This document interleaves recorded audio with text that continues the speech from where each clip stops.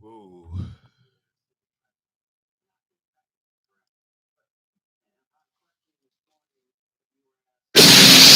We're now in the approach phase. Everything looking good. Control zero out. Control is good. Five. Roger, copy. Three. Two.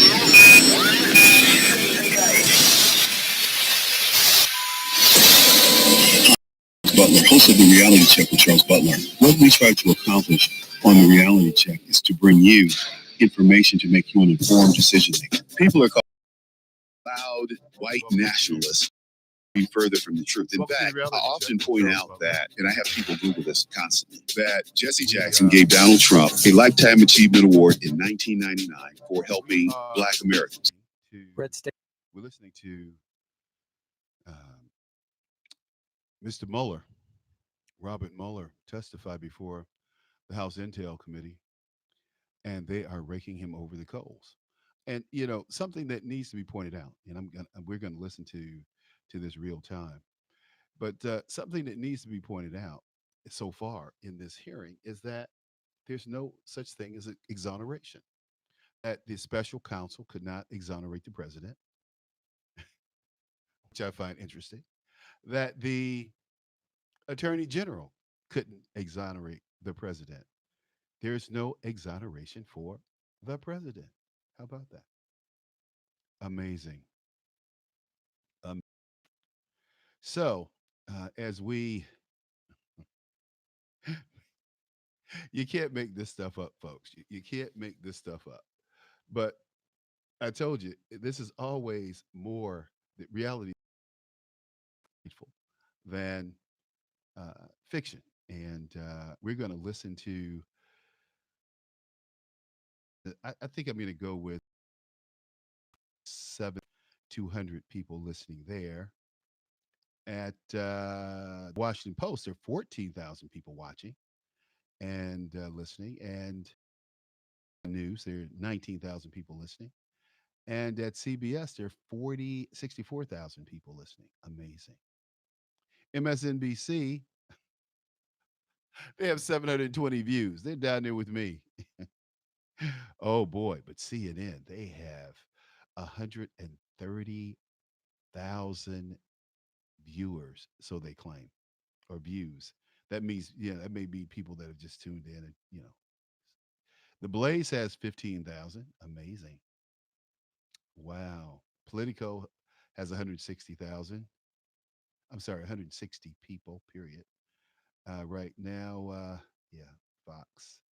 I'm not going to go with Fox. I'm going to go with Fox Business. And, well, actually, I'll probably go into Fox News because they'll have people break in and give us a little insight. But from what I've seen and from what I'm hearing, the prosecutor had no way to exonerate the president. The president, but all those other, it has thrown a big veil over this whole investigation, exoneration. Well, why would Mueller say that? Because he had Democrats working for him.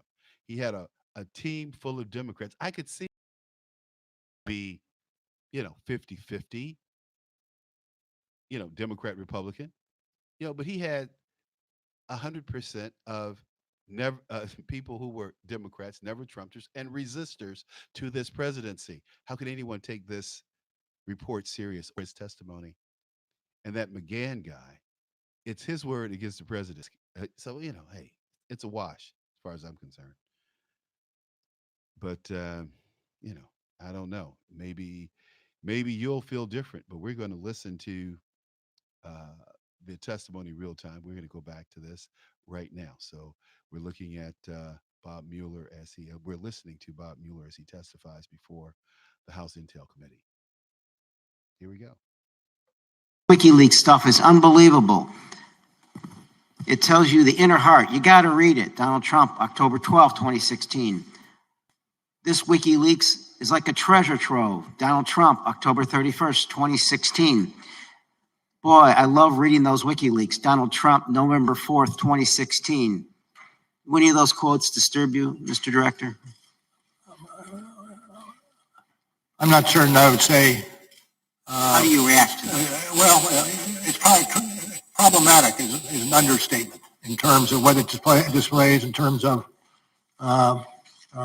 giving some, I don't know, hope or some boost to what is and should be illegal activity. Volume 1, page 59. Donald Trump Jr. had direct electronic communications with WikiLeaks during the campaign period. On October 3rd, 2016, WikiLeaks sent another direct message to Trump Jr. asking you guys to help disseminate a link alleging candidate Clinton had advocated a drone to attack Julian Assange. Trump Jr. responded that, quote, he had already done so. Same question. This behavior, at the very least, disturbing your reaction? Disturbing and also subject to investigation. Could it be described as aid and comfort to a hostile intelligence service, sir? I wouldn't categorize it with any specificity.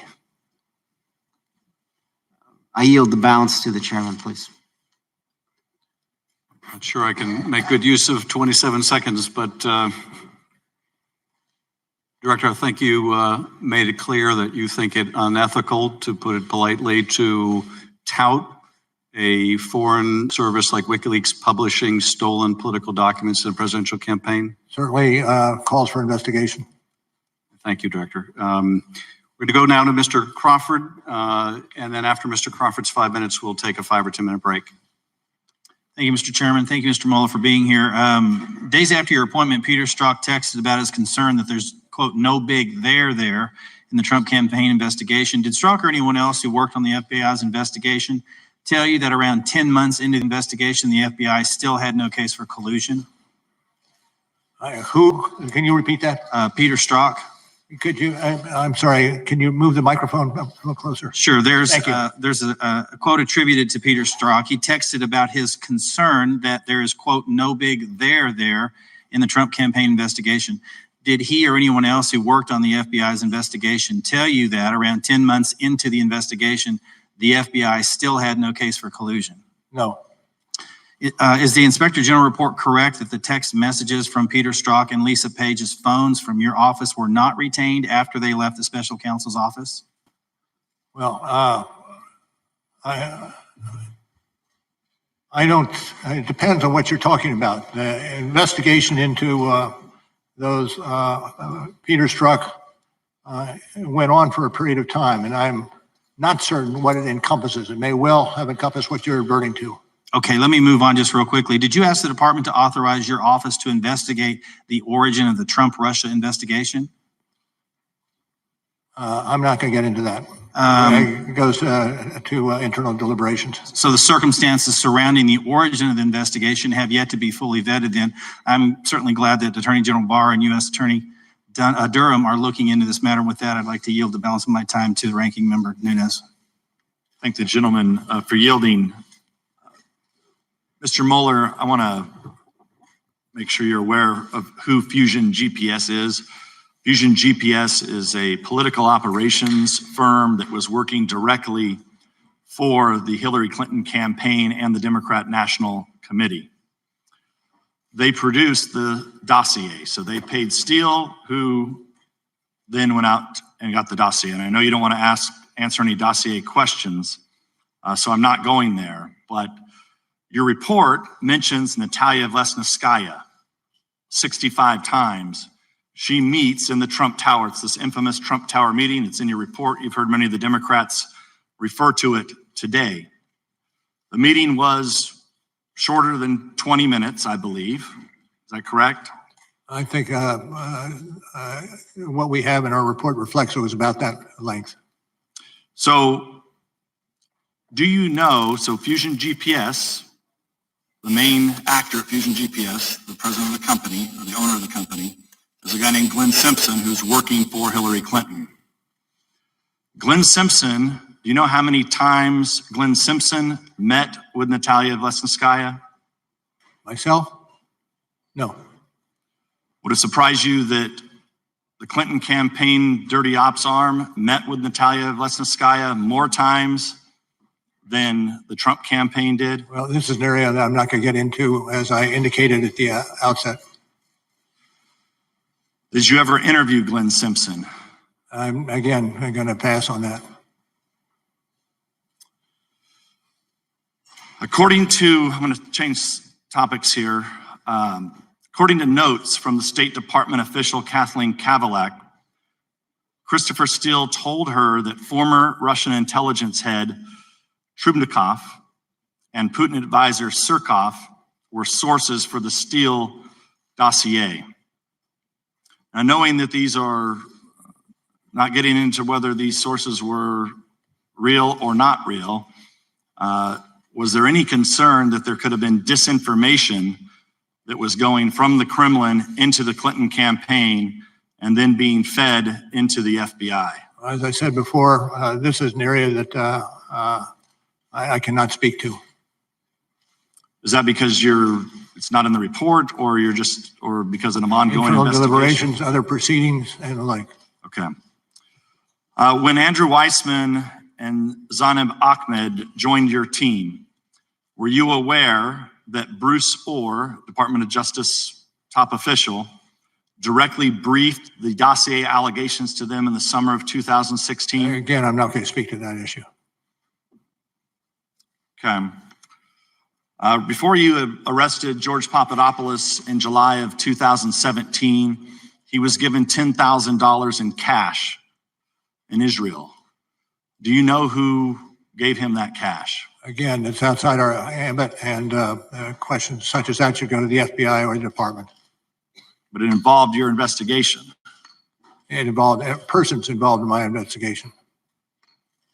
Thank you, Mr. Chairman. Committee will stand in recess for 5 or 10 minutes. Please, folks, remain in your seats. Allow the director, Mr. Zebley, to exit the chamber.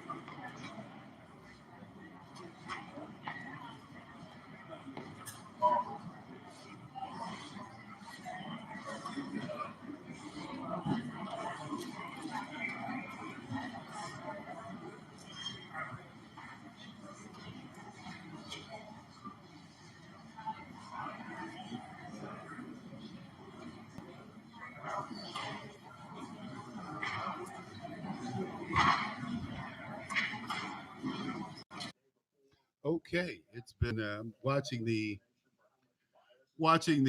hearing, and they've broken, and I can tell you that folks are very upset with Robert Mueller because he hasn't dropped the bomb. He hasn't dropped the all important, be all, end all. I gotcha on Donald Trump.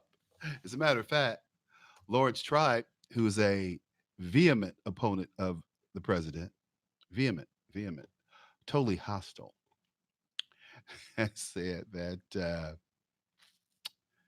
he thinks that Mueller's testimony has set back this effort to impeach the president. That's what he said, not me.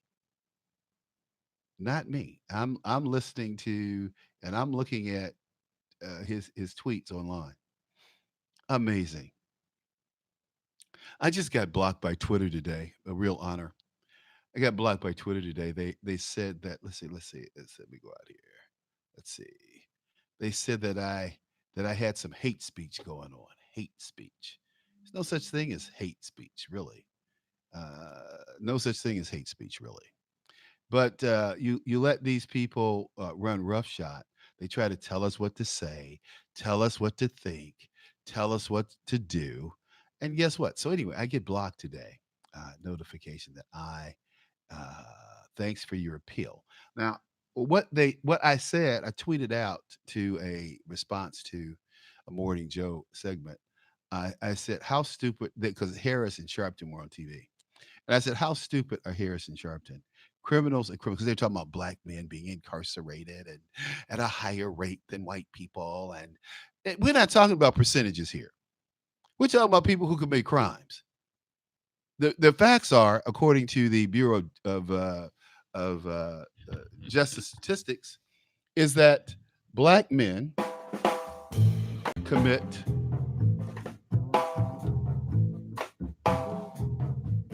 Let me go ahead. Black men commit how much? What would they say? 60. I'm sorry, 36% of the homicides in America. 36%. These are black men killing other people, convicted, whole 9 yards. You know, convict 30, and they're not talking about the unsolved murders. They don't go into the stat book because they're unsolved. Here in Chicago, most of the homicides go unsolved. So they don't even make the statistic, okay? so so if black men constituted 16% of the population, would they generate 76% or 72% of the murders? Who the hell knows? All I know is it's too damn high. And they should have to deal with their transgressions. And we should not make excuses for black criminals because black criminals play on black people. See, this is the other lie and myth that's out there. The reality is blacks really don't attack whites. Blacks attacks people they live by, like white attack people they live by. 80 some percent, 80 plus percent of crimes committed against blacks are committed by another black. Blacks commit crimes on whites to the tune of about 12%. 84% of crimes committed against whites are committed by the whites. Only 14% of crimes committed are committed by blacks against whites. Not the I'm going to rape you, kill you, maim you, steal your daughter, all that hysteria that's put out by that racist medium, that racist liberal medium we call Hollywood. Hollyware. And it says, if you'd rather see, so this is how they do you. Okay. So I appeal this this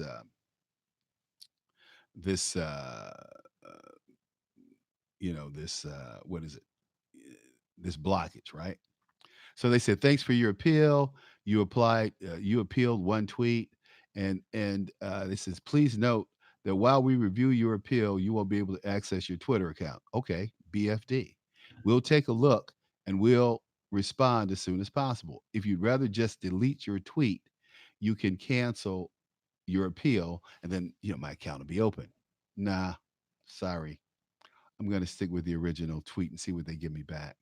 As a matter of fact, I'm going to take a picture of the appeal, and I'm going to take a picture of the complaint. It's hilarious, hilarious. You can't, I couldn't wish for any better uh, uh, uh, example of trying to rein in free speech. These young kids are out of their mind. Oh, you can't say, please shut the hell up. I I detest these young people totally. And they're yours and you raised them. They're worthless. Oh man, these parents today, they're tripping. They're like, I can't believe that Charles Butler would call my child worthless. Yeah, they're worthless. Piece of crap. Oh, you can't use hate speech. Hate speech. Stupid is hate speech. Let's see. I'm gonna say Twitter. Twitter appeal of blockage. See, who reported me was MSNBC. Okay. And they said, "Look at this! Oh my God!" He said that Sharpton and Camilla Harris are stupid. Yeah, they are. I'm sure they call me far worse. They're getting ready to reconvene this testimony in a few minutes, and we're going to reconvene with them. I am still trying to get back to okay this access thing. Okay, come on, come on. I got to go back here. I'm trying to get out of this uh, so I can get to so I can show that I'm blocked. They're showing the appeal. I want to show why I was blocked. Yeah, they don't show it. That's all right. That's all right. That's okay. You win. Yeah. Anyway, yeah. So they'll look at it and either unfreeze the account or we'll leave it frozen for a while. Okay. Wow. So Tribe on Mueller. Let's see what Mr. Tribe put up on Mueller. Let's see here. Mueller. I just saw a tweet from him, but I can't get to it because my stuff is jammed up. Here he goes. Let's see. He tweeted out this uh, 2 hours ago. He says, much as I hate to say it, this morning's hearings was a disaster. From breathing life into a damning report, the tired Robert Mueller sucked the life out of it. The effort to save democracy and the rule of law from this lawless president has been set back, not advanced. Then an hour ago, he tweeted out Representative Adam Schiff opening statement just now was an American classic. It will be remembered long after Trump is dust. It should be taught in civics classes and memorialized in libraries. I'll have to see that because I was doing a TV hit. So I didn't see it because I was doing a TV thing. Uh, committee's hearings are together different. The Intelligence Committee's hearings are altogether different. If the meeting, if the morning put the people to sleep, the afternoon should be a shout, a loud wake up call. Russia illegally helped Trump win with his active encouragement and criminal cover up. That's not what he said. That's not what anyone said here. The real treachery, not a witch hunt, real treachery, not a witch hunt, not a hoax. He's lying. See, Larry Lawrence, Tribe is Lawrence Tribe. We call it Tribe Law. He's not telling the truth. That's okay. He's not telling the truth. We'll live with it.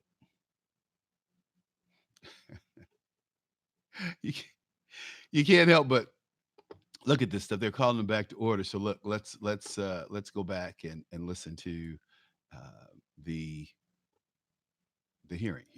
They're being called back.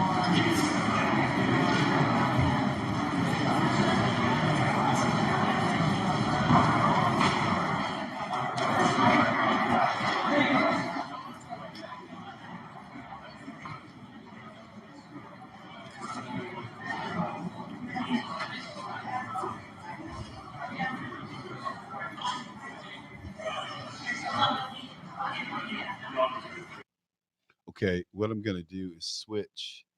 They're a little slow, so we're going to come here and we'll go to Fox News and see what happens here. Oops, no, that's not what we want. We want live. Sorry. We want live. Let's go live. Let's go live. Okay. That's Fox Business. Yeah, I want to go to. Okay. Here we go. Let's see what we got.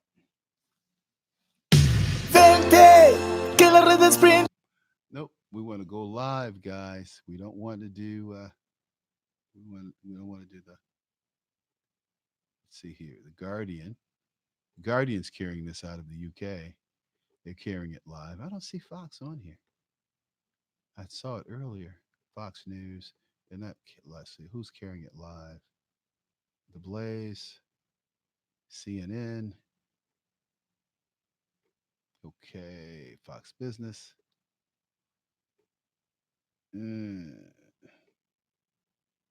I'll go Fox Business. See what they're talking about.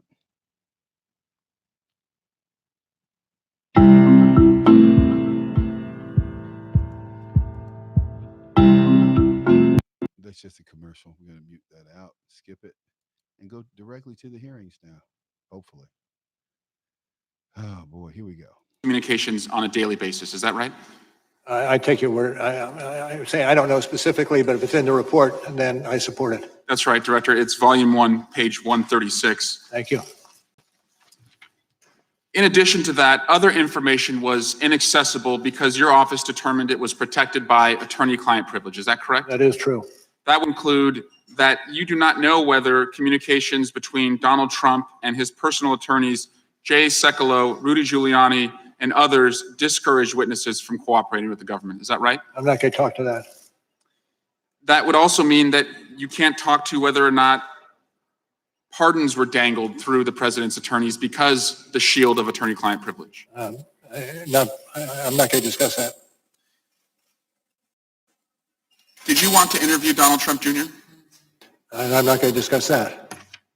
Did you subpoena Donald Trump Jr.? And I'm not going to discuss that. Did you want to interview the president? Yes.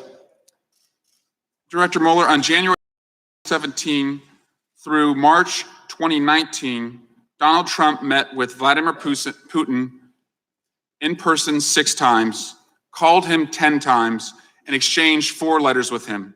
Between that time period, how many times did you meet with Donald Trump? I'm not going to get into that. He did not meet with you in person, is that correct? He did not. As a result of lies, is it fair to say that you're unable to fully assess the scale of Russia's interference in the 2016 election and Trump's role in that interference? I'm not certain I would adopt that characterization in total. There may be pieces of it that are accurate, but not in total. But you did state in volume 1, page 10, that while this report embodies factual and legal determinations, the office believes it to be accurate and complete to the greatest extent possible. Given these identified gaps, the office cannot rule out the possibility that the unavailable information would shed additional light. Is that correct? That is correct. We don't know what we don't know. Why is it so important that witnesses cooperate and tell the investigation like this? Because the testimony of the witnesses goes to the heart of just about any criminal case you have. Thank you. And Mr. Chairman, I yield back. And thank you, Director Mueller. Ms. Stefanik. Thank you, Mr. Chairman. Mr. Mueller, as special counsel, did you review documents related to the origin of the counterintelligence investigation into the Trump campaign? On occasion. Was the Steele dossier one of those documents that was reviewed? And I can't discuss that case. I'm just asking a process question. Have you read the Steele dossier? And again, I'm not going to respond to that.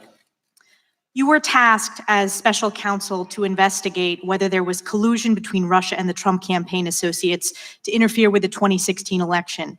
And the FBI, we know, has relevant documents and information related to the opening of the CI investigation. Were you and your team permitted to access all of those documents? And again, I can't get into that investigative collected and what we're doing with investigation materials. Let me ask it this way. Was there any limitation in your access to documents related to the counterintelligence? That's such a broad question. I have real trouble answering it. Did the special counsel's office undertake any efforts to investigate and verify or disprove allegations contained in the Steele dossier? Again, I can't respond. The reason I'm asking for the American public that is watching, it's apparent that the Steele dossier formed part of the basis to justify the FBI's counterintelligence investigation into Russian interference in the 2016 election. As we know, it was used to obtain a FISA warrant on Carter Page. This is why I'm asking these questions. Did your office undertake any efforts to identify Steele's sources or subsources? Again, the same answer. Were these tasks referred to any other agencies? Again, I can't speak to it. Did your office consider whether the Russian government used Steele's sources to provide Steele with disinformation? Again, I can't speak to that. I understand I'm asking these questions just for the record, so thanks for your patience. Shifting gears here, did any member of the special counsel's office staff travel overseas as part of the investigation? Yes, but I can't go further than that. I'm gonna, And I can't answer that. did they meet? Out of our bailiwick. Again, same response. Did they seek information about a U.S. citizen or any U.S. Again, citizens? a territory that I can't go to. Thank you for answering on the record. These are important questions for the American public, and we're hopeful that the IG is able to answer these questions. I will yield the balance of my time to the ranking member. Thank the gentlelady for yielding. Mr. Mueller, I want to go back to, we started off with Joseph Mifsud, who's at the center of this investigation. He appears in your report a dozen times or more. He really is the epicenter of emails. You've seen on the screen, Democrats have continually put up all the prosecutions that you made against Trump campaign officials and others. But I'm willing to understand why you didn't indict Joseph Mifsud, who seems to be the man in the middle of all of this. Well, I think you understand that you cannot get into either classified or law enforcement information without a right for doing it. And I have said all I'm going to be able to say with regard to Mr. Mifsud.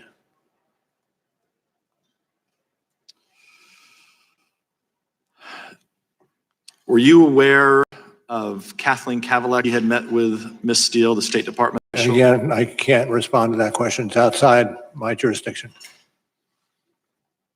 The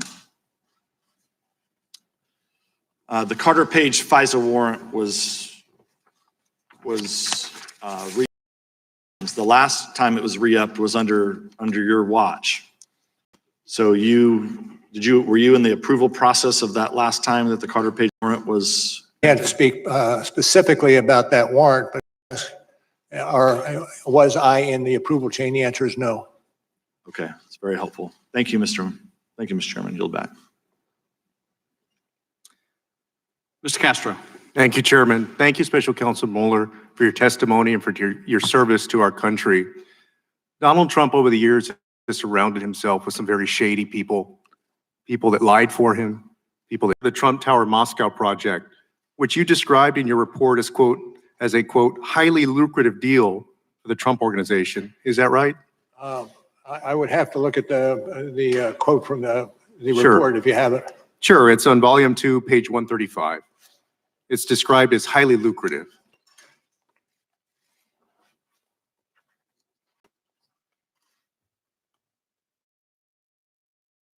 Okay, I have it. Sure. I have it. Thank you, sir. Yeah, no problem. Your office prosecuted Michael Cohen, and Michael Cohen was Donald Trump's lawyer for lying to this committee about several aspects of the Trump organization's pursuit of the Trump Tower Moscow deal. Is that right? That's correct. According to your report, Cohen lied to, quote, minimize links between the project and Trump, unquote.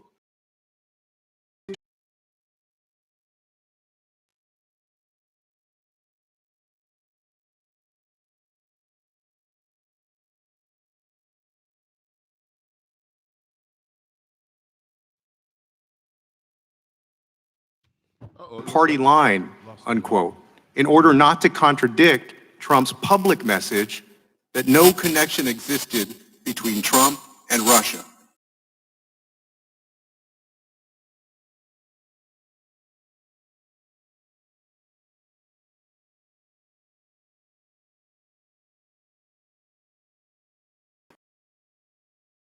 Is that right? Yes. And in this case, was that the deal ended in January 2016. In other words, saying that the deal ended in January 2016 before the Republican primaries. In truth, though, the deal extended to June 2016, when Donald Trump was already the presumptive Republican nominee. Is that correct? That's correct. The party line was also that Cohen discussed the deal with Trump only 3 times, when in truth, they discussed it multiple times. Is that right? Also true, and part of the basis for the plea that he entered for lying to this entity. Thank you. And thank you for prosecuting that. The party line was also that Cohen and Trump never discussed traveling to Russia during the campaign, when in truth, they did discuss it. Is that right? That's accurate. And the party line was that Cohen never received a response from the Kremlin to his inquiries about the Trump Tower Moscow deal. In fact, Cohen not only received a response from the Kremlin to his email, but also had a lengthy conversation with a Kremlin representative who had a detailed understanding of the project. Is that right? If the report. So you have the at the time saying he had no business dealings with Russia, his lawyer who was lying about it, and then the Kremlin who during that time was talking to President Trump's lawyer about the deal. Is that right? I can't adopt your characterization. August 30th, 2017, after Cohen submitted his false statement to this committee, claiming that he never received a response to his email to the Kremlin, Vladimir Putin's press secretary told reporters that the Kremlin answered. That statement by Putin's press secretary was false, wasn't it? I can't speak to that. Although it was widely reported in the press. Again, I can't speak to that, particularly if it was dependent upon media sources. But it was consistent with the lie that Cohen had made to the committee. Is that right? And the Kremlin were all telling the same lie. I defer to you on, I can't get into the details. Special Counsel Mueller, I want to ask you something that's very important to the nation. Did your investigation evaluate whether President Trump could be vulnerable to blackmail by the Russians because the Kremlin knew that Trump and his associates lied about connections to Russia related to the Trump Tower deal? I can't speak to that. I yield back, Chairman. Mr. Hurd. Thank you, Mr. Chairman. Director Mueller, you've been asked many times this afternoon about collusion, obstruction of justice, and impeachment and the Steele dossier, and I don't think your answers are going to change if I ask you about those questions. So I'm going to ask about a couple of press stories, because a lot of what the American people have been on press stories that has been wrong, and some of that. On April 13th, 2018, McClatchy reported that you had evidence Michael Cohen made in the 2016 presidential election. I think he told one of the committees here in Congress that was incorrect. Is that story true? I can't go into it.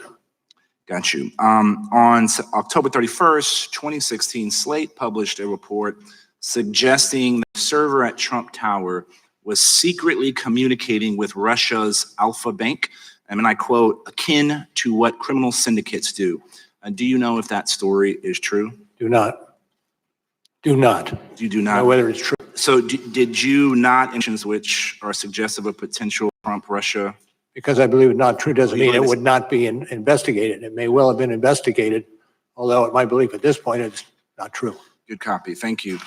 As a former CIA officer, I want to focus on something I think both sides of the political aisle can agree on. That is, how do we prevent, after overseeing counterintelligence operations for 12 years as FBI director, and then investigators have done in the 2016 election, you've seen tactics, techniques, and results of Russian intelligence operations. Our committee made a recommendation that the FBI should improve its victim notification process when a person, entity, or campaign has fallen victim to active measures of TAC. Would you agree with this? It sounds like a worthwhile endeavor. I will tell you, though, that the ability of our intelligence agencies to work together in this arena is perhaps more important than that. And adopting whatever, and I'm not that familiar with legislation, but whatever legislation will encourage us working together. By us, I mean the FBI, CIA, NSA, and the rest. It should be pursued aggressively early. Who do you think should be responsible within the federal government to counter disinformation? I'm no longer in the federal government, so But you've had a long career, storied career, and I don't think there's anybody who better understands the threat that we are facing than you. Do you have an opinion as a former FBI officer as to who should be the coordinating points within the federal government on how to deal with disinformation? I don't want to wade in those waters. A good copy. One of the most striking things in your report is that the Internet Research Agency not only undertook a social media campaign in the U.S., but they were able to organize political rallies after the election. Our committee issued a report and insight on saying that Russian active measures are growing with frequency and intensity, and including their expanded use of groups such as the IRA. And these groups pose a significant threat to the United States and our allies in upcoming elections. Would you agree with that? Yes. In fact, one of the other areas that we have to look at are many more companies, or not companies, many more countries are developing capability to replicate what the Russians had done. You alluded to making sure all the elements of the federal government should be working together. Do you have a suggestion on a strategy to do that to counter this disinformation? Not overarching it. Is this, in your investigation, did you think that this was a single attempt by the Russians to get involved in our election, or did you find evidence to suggest they'll try to do this again? Oh, it wasn't a single attempt. They're doing it as we sit here. And they expect to do it during the next campaign. Director Mueller, I appreciate your to the ranking member if he has. I yield back, Chairman. Mr. Heck. Director Mueller, I'd like to go to the motives behind the Trump campaign, encouragement and acceptance of help during the election. Obviously, a clear motivation was to help them in what would turn out to be a very close election, but there was another key motivation, and that was frankly the desire to make money. I always try to remember what my dad, who never had the opportunity to go beyond the 8, I should never ever underestimate the capacity of some people to cut corners and even more in order to worship and chase the almighty buck. And this is important because I think it, in fact, does go to the heart of why the Trump campaign was so unrelentingly intent on developing relationships with the Kremlin. So let's quickly revisit one financial scheme we just discussed, which was the Trump Tower in Moscow. We indicated earlier that it was a lucrative deal. Trump, in fact, stood, he and his company, to earn many millions of dollars on that deal. Did they not, sir? True. And Cohen, Mr. Cohen, his attorney, testified before this committee that President Trump believed the deal required Kremlin approval. Is that consistent with what he told you? I'm not certain whether it's Mr. Trump himself or others associated with that enterprise that had discussed the necessity of having the input for it to go forward successfully. Isn't it also true that Donald Trump viewed his presidential campaign, as he told top campaign aides, that the campaign was an infomercial for the Trump organization and his properties? I'm not familiar with that. Then let's turn to Trump campaign chair Paul Manafort. Did, in fact, your investigation find any evidence that Manafort intended to use his position as Trump's campaign chair for his own personal financial benefit? I would say there was some indication of that, but I won't go further. I think you'll find it on page 135 of volume 1. During the transition, Trump's son-in-law, Jared Kushner, met with Sergey, the head of a Russian-owned bank that is under U.S. sanctions. And according to the head of the bank, he met with Kushner and his companies to discuss business opportunities. Is that correct, sir? I'm not certain. It was I'm not certain about that. Let me just put it that way. It was asserted thusly in your report, volume 1, 160, pages 161 and 162. Your report notes that at the time, Kushner companies were trying to renegotiate a billion, with a B, $1 billion lease of their flagship building at 666 Fifth Avenue, correct? I'm not familiar with those financial arrangements. Also on page 162, where Kushner companies, it was asserted, had debt obligations coming due on the company. Eric Prince, a supporter close to Trump, A supporter. campaign and administrative. A supporter. I was. Yes.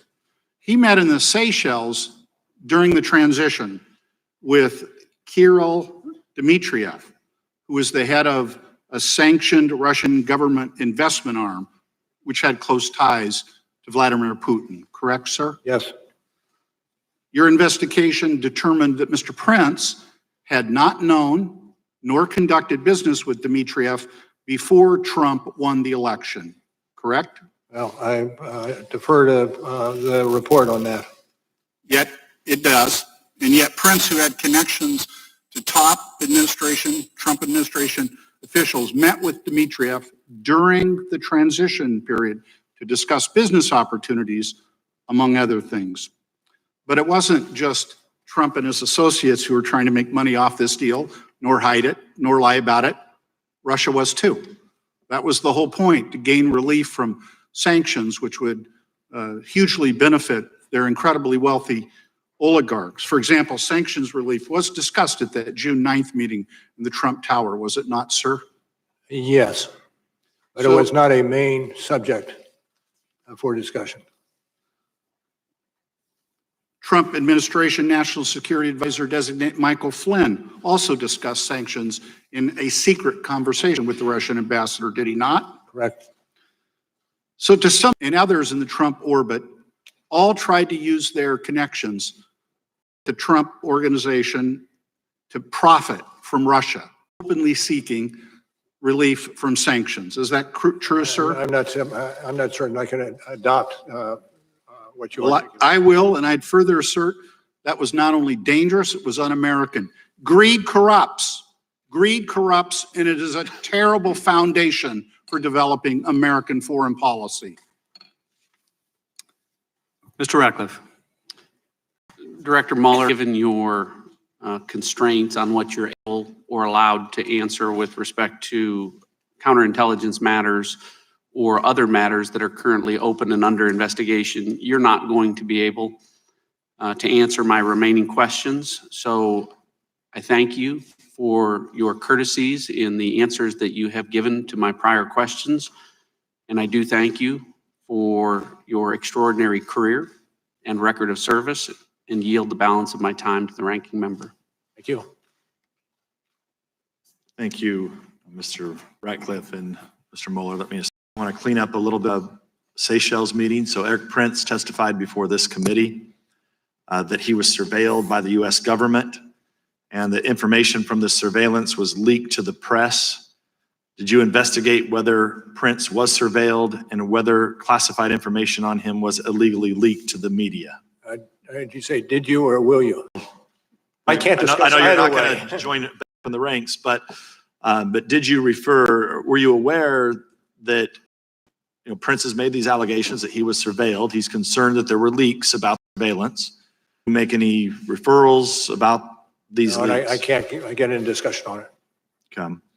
Also want to, General Flynn, I know you came after the leak of his phone call with the Russian ambassador.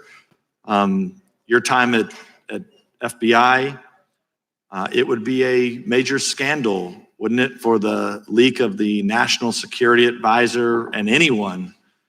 I can't adopt that hypothesis.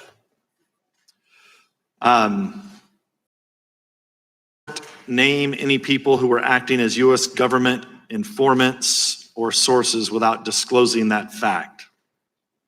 I can't answer that. On volume 1, page 133 of your report, you state that Konstantin Kilimnik has ties to Russian intelligence. His name came up quite often today, but your report omits to mention that Kilimnik has long-term relationships with U.S. government officials, including our own State Department. I can't get into that. I know it's not in the report, but if Kilimnik is being used in the report to say that he was possibly some type of Russian agent, I think it is important for this committee to know if Kilimnik has ties to our own State Department, which it appears that he does. Again, it's the same territory that I'm loath to get into. You were asked this earlier about Trump attorney John Dowd, that pieces of his phone call were omitted from the report. It was what Mr. Dowd calls exculpatory evidence.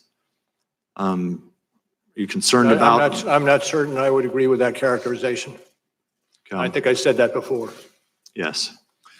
An American citizen from the Republic of Georgia, who your report misidentifies as a Russian, claims that your report omitted parts of a text message he had with Michael Cohen about stopping the flow of compromising tapes of Donald Trump. In the omitted portions, he says he did not know what the tapes actually showed. Was that portion of the exchange left out of the report for a reason? No, we got an awful lot into the report, but we did not get every intersection or conversation and the like. So I am not familiar with that particular episode you're talking about. Thank you, Mr. Mueller. Thank you, Mr. Chairman. Mr. Welch. Director Mueller, did you find there was no collusion between the Trump campaign and Russia? Well, we don't use the word collusion. The word we usually use is well, not collusion, but one of the other terms that that fills in when collusion is not used. In any event, we decided not to use the word collusion in as much as it has no relevance to the criminal law arena. The term is conspiracy that you prefer to use? That's a conspiracy, exactly right. You help me, I'll help you. Thank you. There's an agreement. Thank you.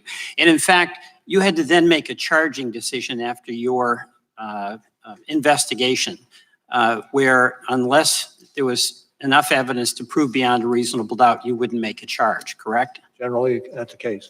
But making that decision does not mean your investigation failed to turn up evidence of conspiracy. Absolutely correct. And in fact, I'll go through some of the significant findings that your exhaustive investigation made. You found, as I understand it, that from May 2016 until the end of the campaign, campaign chairman, Mr. Manafort, gave private polling information to Russian agents, correct? Correct. Can you speak in the microphone? Yeah, I will. My apologies. Thank you. And your investigation found that in June 2016, Donald Trump Jr. made an arrangement to meet at Trump Tower along with Jared Kushner and others, expecting to receive dirt on the Hillary Clinton campaign, correct? Correct. And you found in your investigation that on July 27th, candidate Trump called on Russia about 5 hours later, correct? That's correct. And you also found that on August 2nd, Mr. Manafort met with a person tied to Russian intelligence, Mr. Kilimnik, and gave him internal campaign strategy, aware that Russia was intending to do a misinformation social media campaign, correct? I'm not certain of the tie there. But the fact of that meeting, you agree with? The fact of the meeting took place is accurate. in your investigation, as I understand it, also found that in late summer of 2016, the Trump campaign, in fact, devised its strategy and messaging around WikiLeaks releases of materials that were stolen from the Democratic National Committee, correct? Is that from the report? Yes, That's it's right. according to Yes. Mr. Gates. Yes. Yes, thank you. And folks, you that's it. also talked We're gonna earlier down about the the show. You finding in continue your listening to it on investigation your that in own. September and But October thanks for tuning of in. 20.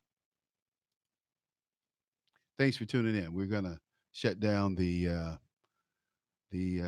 hearing today, but it's out there, so you'll be listening to it, I'm sure.